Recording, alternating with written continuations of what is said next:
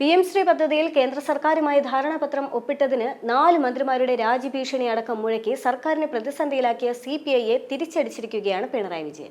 CPI ഭരിക്കുന്ന 4 വകുപ്പുകളിലും മുഖ്യമന്ത്രി നേരിട്ട് ഇടപെടുകയാണ്. CPIയുടെ പ്രതിഷേധത്തിന് മുന്നിൽ നിന്ന് റവന്യൂ മന്ത്രി കെ രാജന്റെ വകുപ്പിൽ സംസ്ഥാനമാകെ തന്നെ കഴിഞ്ഞ ദിവസം റെയ്ഡ് നടന്നിരുന്നു. നെൽവയലുകളും തണ്ണീർത്തടങ്ങളും ഡാറ്റാ ബാങ്കിൽ നിന്നും ഒഴിവാക്കുന്നതിലും തരം മാറ്റി നൽകുന്നതിലും നടന്നുവരുന്ന ക്രമക്കേടുകളും അഴിമതിയും കണ്ടെത്തുന്നതിനാണ് റെയ്ഡ്.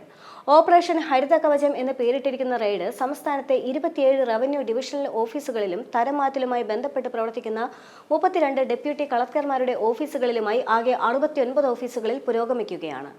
കേരള നെൽ വയൽ തണ്ണീർത്തട സംരക്ഷണ നിയമത്തിലെയും ചട്ടങ്ങളിലെയും വ്യവസ്ഥകൾക്ക് വിരുദ്ധമായി സംസ്ഥാനത്ത് തണ്ണീർത്തടങ്ങളും നെൽവയലുകളും ഡാറ്റാ ബാങ്കിൽ നിന്നും വ്യാപകമായി ഒഴിവാക്കി നൽകുന്നതായും അപേക്ഷകരിൽ നിന്നും നേരിട്ടും ഏജന്റുമാർ മുഖേനയും ചില ഉദ്യോഗസ്ഥർ കൈക്കൂലി പറ്റി ഇത്തരം ക്രമക്കേടുകൾക്ക് കൂട്ടുനിൽക്കുന്നതായും വിജിലൻസിന് വിവരം ലഭിച്ചിരുന്നു.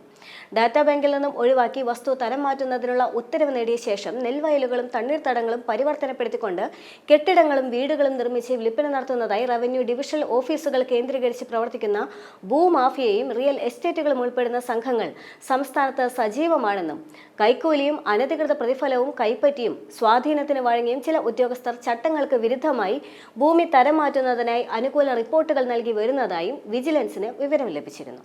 കേരള നെൽ തണ്ണീർത്തട സംരക്ഷണ നിയമത്തിലെ വ്യവസ്ഥകൾക്ക് വിരുദ്ധമായിക്കൊണ്ട് ഡാറ്റാ ബാങ്കിൽ ഉൾപ്പെട്ടതും നിയമപ്രകാരം തരം മാറ്റി നൽകാൻ പാടില്ലാത്തതുമായ ഭൂമി ഒഴിവാക്കി ഉത്തരവ് അനുവദിക്കുന്നതിലെ അഴിമതിയും ക്രമക്കേടുകളും കണ്ടെത്തുന്നതിനായി വിജിലൻസ് ഡയറക്ടർ മനോജ് എബ്രഹാമിന്റെ നിർദ്ദേശപ്രകാരമാണ് ഇപ്പോൾ റെയ്ഡ്. ഏറ്റവും അധികം അഴിമതി റവന്യൂ വകുപ്പിലാണ്. വില്ലേജ് ഓഫീസ്, താലൂക്ക് ഓഫീസ് എന്നിവിടങ്ങളിലാണ് കൂടുതൽ അഴിമതിക്കാരുള്ളത്.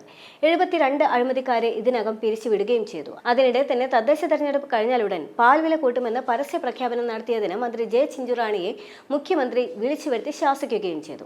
തദ്ദേശ തെരഞ്ഞെടുപ്പിന് ശേഷമായിരിക്കും മിൽമ പാലിന് വില കൂടുകയെന്നും വില വർദ്ധിപ്പിക്കുന്നത് ആലോചനയിലുണ്ട് എന്നുമാണ് മന്ത്രി തിരുവനന്തപുരത്ത് വെച്ച് പറഞ്ഞത്. മിൽമയുടെ വില അല്പം കൂട്ടിക്കൊടുക്കുന്നതിൽ തെറ്റൊന്നുമില്ല.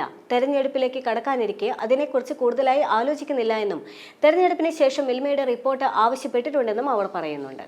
മന്ത്രി വാർത്താ സമ്മേളനത്തിൽ പറഞ്ഞത് ഇപ്രകാരമായിരുന്നു. തെരഞ്ഞെടുപ്പിൽ ഇത് തിരിച്ചടിയാവുമെന്ന് കണ്ടുകൊണ്ടാണ് ഇത്തരം പ്രസ്താവനകൾ പാടില്ല എന്ന് മന്ത്രിയെ മുഖ്യമന്ത്രി വിലക്കിയിരിക്കുന്നത്.